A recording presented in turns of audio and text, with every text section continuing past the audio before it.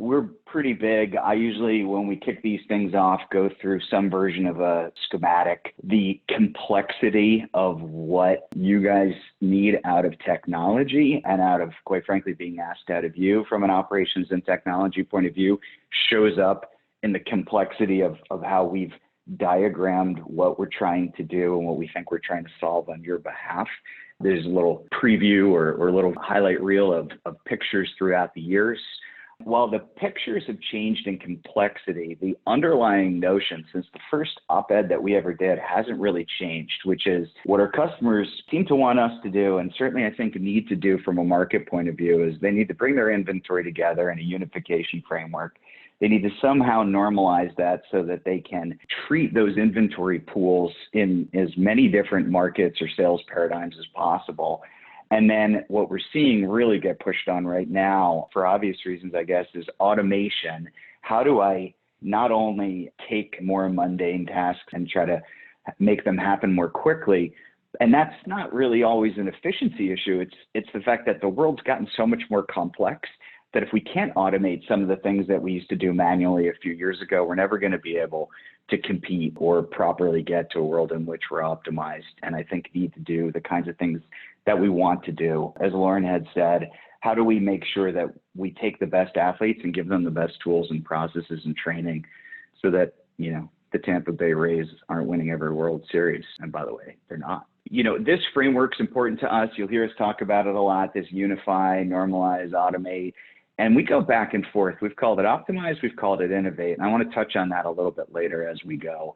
We do think that this notion of a universal product catalog, which we called a product catalog at one point, or an ad master model, if you've been a customer for over a decade, we think this is a crucial concept. I think I joked 8 weeks ago, I still think the joke's funny, that we're going to call it the global universal product catalog next year, but it will still be the same concept. We think we're writing a good construct.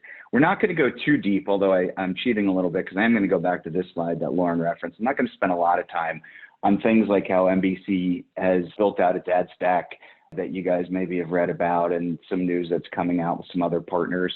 We're not going to talk a lot about these complex diagrams, a little bit about trends at the end. What I wanted to do, and I wanted to thank Chris and Vic for setting this up, I've always been fascinated with the airline industry at a macro level for a while, because I used to read constantly the same kinds of things that Vic referenced, with Warren Buffett having such a troublesome experience as a shareholder of airlines. And I think I even remember there was like a case study at one point that said, what if the trains had viewed themselves as transportation instead of just train companies, and were railroads, and wouldn't they be better off? Would they have invented the airplane? And then years later saying, thank God they didn't invent the airplane, and then maybe back and forth. So is a transportation company, should they think of themselves in a more broad way? And so the airlines have been this industry that is both very large, feels not very modern, and yet it's only been in more recent years that it has become exceedingly profitable. And prior to the last 8 weeks, we have very few times where you'd get on a plane and there would be empty seats where they weren't optimizing price. I think Vic alluded to this too. You could track your bag, your seat, everything on your phone at this point, and it's gotten more and more sort of high touch or consumer friendly in so many ways. And so I wanted to take what Vic and had put together, and because I saw really clean, or a lot of clear and clean parallels with the media industry, and I thought this was really interesting. So sort of mixed performance when consumer-driven technologies came in.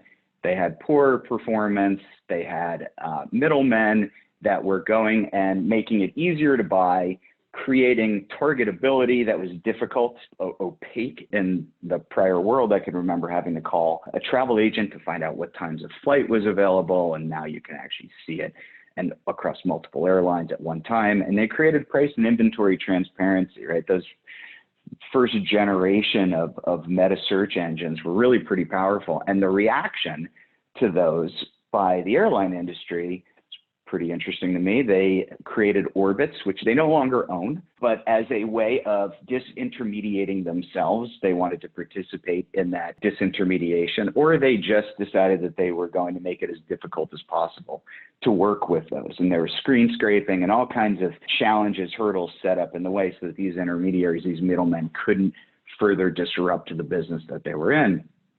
And I was like, well, that seems familiar because we've had a world in which there's convenience that's been brought to advertising in a lot of ways. It's certainly easy to buy. I've heard this now. Ironically, years ago, I was at Viacom, and I can remember talking to a toy manufacturer saying, I don't see the same lift when I run a homepage takeover as I do when I run a TV ad. And then years later, I heard one of the local advertising media companies tell me that advertisers are now saying, well, you can't prove the value of a TV ad anymore. And I've got all these great metrics in digital. And so if we think about, let's concern maybe with where the truth is, because perception has a big chunk of this. It has become easy to buy in a lot of these platforms. They have self-serve, they have their own measurement and frameworks. They create targetability and a degree of price and inventory transparency. There's some trade-offs clearly. So how did media respond? Well, they competed with things like Hulu, successful, less maybe successful, TrustX or TBD, which was a cooperative initiative, I think, around display companies. OpenAP is doing a lot around advertising standard setting. And I was at Viacom when we pulled the clips off of YouTube. So similar reactions in some way that airlines had, a decade or two ago to disruption in the process of buying and transacting on advertising. What I also thought was really interesting was that as things accelerated into that transparency, the airlines somehow turned things around and went from very poor to more profitable than they were in a controlled environment. And as Vic called out, there were a handful of themes to me that carried over to media in a really interesting way. One was consolidation, not only consolidation for purposes of providing scale, but also building up routes and schedules that created kind of swim lanes. I think we all know what airlines service Dallas or Atlanta or San Francisco, and then which ones you have to fly if you want to go to certain locations. So there's a little bit of lane clearing and a lot of consolidation that allowed these folks, that was key to sort of the turnaround. And you see that happening in media. I think at prior op-eds, we have been unable to have at least 1 to 2 media companies even speak because they were undergoing some review from a regulatory agency because of the massive size of M&A that's going on inside of our industry and probably will continue. The second thing that they did, and this wasn't touched on as much, but is really interesting, is they invested in what they called revenue management. And they started to unify and normalize the inventory, the prices, the packages that they put out.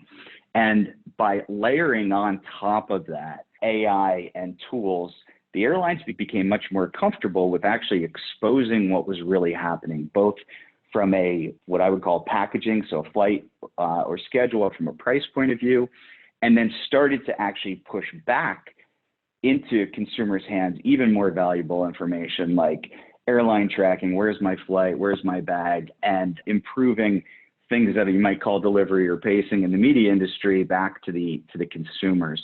And ultimately have gotten to a place where customer choice is profitable. There is a relationship, and we'll talk about this in a second, where price, package, and inventory no longer need to be obscured in order for the airlines to run a profitable business.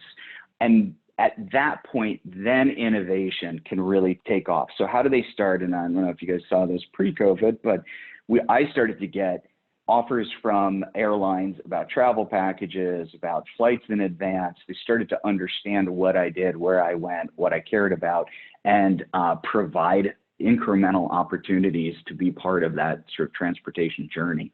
And I've talked a little bit about upselling and cross-selling, so to keep the time moving. I thought this was pretty exciting for a couple reasons. So the journey that the airlines took created a pretty major profitability bump. And what was also interesting is that during that same period, while they were still large, the distribution systems, profitability sort of or growth moved from the middlemen at some level over back to the airlines. They took what was a disruptive environment and turned it into a collaborative environment. And so the meta search engines or all these middlemen in which there's also been massive consolidation, have become much closer to distribution partners because the airlines are going to make their money no matter how, as long as people fly. The final piece, though, that got me excited is a lot of times you think about innovation as being, how do I get to innovation? What's the future look like? I watch a lot of companies struggling with, where do I want to be and how do I create a very detailed roadmap to get there? And I think what I saw in the process of what the airlines are doing is the innovation came once they got the operations and execution down, once they had price, package, inventory, optimization, once they had scale to invest in those kinds of things.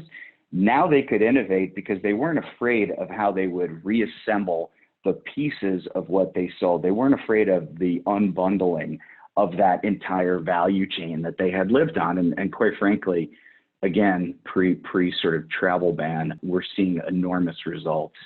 I think the other interesting thing, and I got to just try to spend a minute on this, is since Chris had started with, well, what do we see around changes that are happening and McKinsey's guess or estimate on what might be accelerated or how we might emerge from this in terms of trends, I actually took what we've been talking to the market about for the last several years. It probably has the connotation of innovation or growth, and what I think Chris was talking about, which may be, and I don't put words in Chris's mouth, but let's say maybe survival. And what happens if we lay those two things on top of each other? How similar are the actions that you would take for survival versus growth?